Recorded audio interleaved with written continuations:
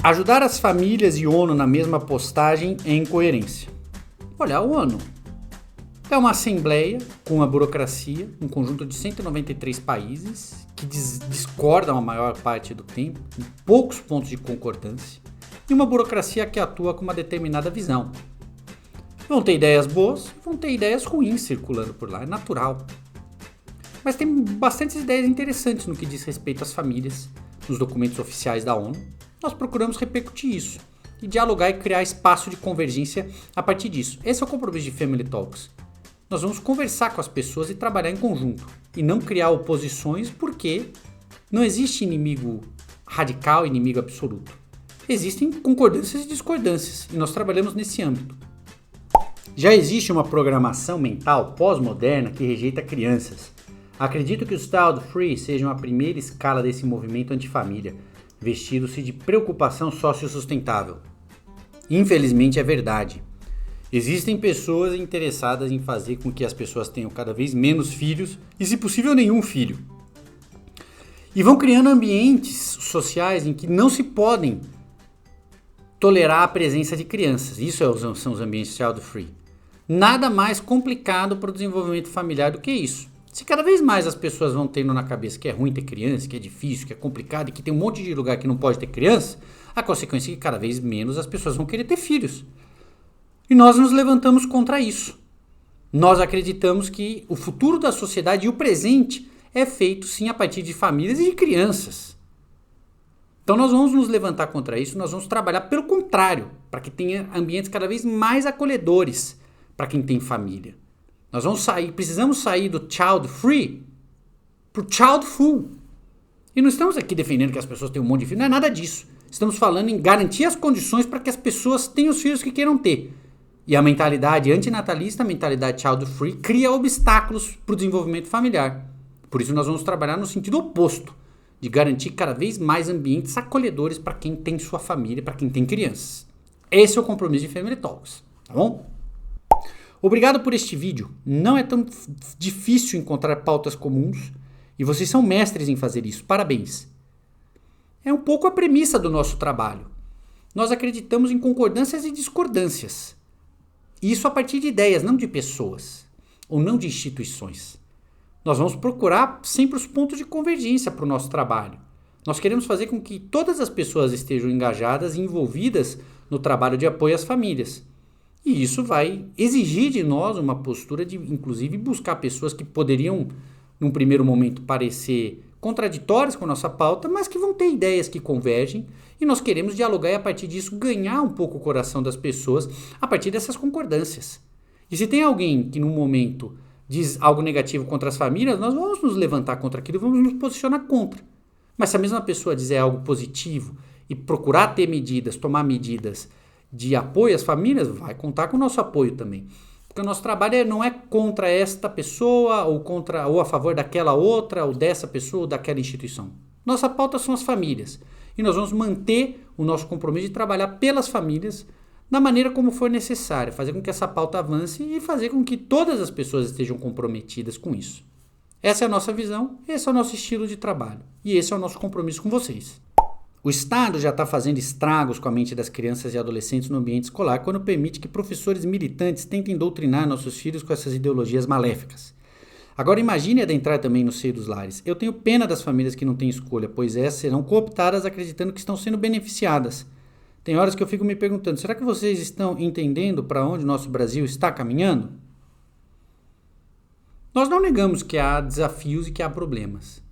Nós não negamos que é possível haver um abismo entre a escola e a família. E o maior prejudicado quando existe esse abismo, que vai gerar um conflito, é a criança. A criança vai ficar com o seu desenvolvimento prejudicado nisso. O que nós acreditamos é que família e escola precisam formar uma parceria na formação da criança. É uma comunidade formativa. A família tem a sua missão, a escola também tem a sua missão, e em grande medida apoiando a missão familiar e ao mesmo tempo apoiando o desenvolvimento da criança, tanto família quanto escola cooperando com o desenvolvimento dessa criança. Pode haver conflitos? Pode, mas eles precisam ser resolvidos. Ou nós trabalhamos para que haja um ambiente de cooperação, e isso é um grande desafio, ou nós vamos criar problemas para o desenvolvimento das crianças. Nós não tapamos os nossos olhos para isso. Nós sabemos que existem riscos, mas nós precisamos correr esses riscos e superá-los. Só assim nós vamos conseguir garantir melhores condições para as famílias e para as crianças. Não existe alternativa. A crise de credibilidade, a meu ver, começa pelos pais que não estão dispostos a dialogar e tentar mostrar à escola suas necessidades ou prioridades. Falam tanto sobre escolher a boa escola, mas uma vez que matriculam os filhos, não querem questionar e participar e sugerir mais nada. Eu já trabalhei em escola, a via de mão dupla. A escola sabe que precisa dos pais, os pais sabem que precisam da escola. O que falta é a concordância em unir forças e ideias. Isso dá trabalho, pode ter certeza, porque nem todo pai ou mãe pensa igual, assim como nem todo professor, coordenador, diretor. Isso é normal. Precisamos aprender a lidar com as diferenças, sabendo discutir as sensibilidades a respeito. Perfeição não encontro nem na minha própria família, que construo a cada dia. Imagina na escola. É verdade. Ou as famílias se envolvem no processo escolar, dialogando com os professores, e também os professores e diretores de escola têm o dever de criar espaço de diálogo com a família para construir junto uma visão formativa única, integrada e cooperativa, ou vão ter problemas. E não tem solução. Não adianta as famílias cobrarem a escola para ter esse ou aquele posicionamento se a própria família não dedica tempo nenhum na realidade escolar para transformar aquela realidade. É preciso sim gastar tempo. É preciso deixar de lado uma série de interesses pessoais para trabalhar pelo interesse comum. Porque não só a própria família vai se beneficiar daquilo, vai se beneficiar e vai beneficiar várias outras famílias. Então nós precisamos arregaçar nossas mangas e fazer esse trabalho. Vai dedicar tempo, vai exigir sacrifícios. Não tem alternativa. E é dever, professores e diretores, vocês têm o dever também de criar esses espaços de diálogo e de interação com as famílias. Só assim nós vamos conseguir criar as melhores condições para o desenvolvimento das crianças. Todo mundo vai ganhar com isso. Infelizmente, a maioria dos governantes brasileiros não tem preocupação alguma com a queda da natalidade em nosso país. Só que em breve isso afetará a economia do Brasil, comprometendo crescimento e desenvolvimentos econômicos a longo prazo. É verdade. Praticamente nenhum político brasileiro está preocupado com esse tema hoje. Não é falado, tivemos aí campanha eleitoral em 2022. Quem falou disso? Ninguém. Não vimos isso, não aconteceu. Não é uma preocupação política relevante. Porém, é sim um desafio social altamente relevante para o Brasil. É verdade que a baixa taxa de natalidade está associada ao crescimento econômico, a uma desaceleração do crescimento econômico.